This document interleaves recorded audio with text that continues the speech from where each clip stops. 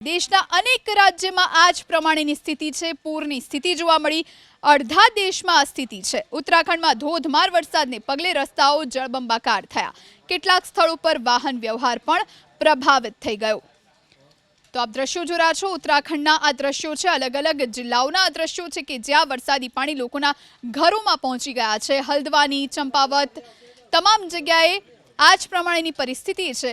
અનરાધાર વરસાદ વરસ્યો છે, જેના કારણે જનજીવન પર માઠી અસર થઈ છે। અડધા દેશમાં પૂરની સ્થિતિ છે। મુંબઈમાં તો સવારથી જ વરસાદી માહોલ છે।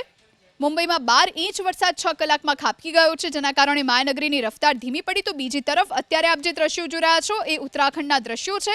આ તરફ મધ્યપ્રદેશ, ઉત્તર પ્રદેશ, મહારાષ્ટ્રમાં પણ આ જ પ્રમાણેની પરિસ્થિતિ છે કે જ્યાં પણ વરસાદી પાણીનું રાજ જોવા મળી રહ્યું છે।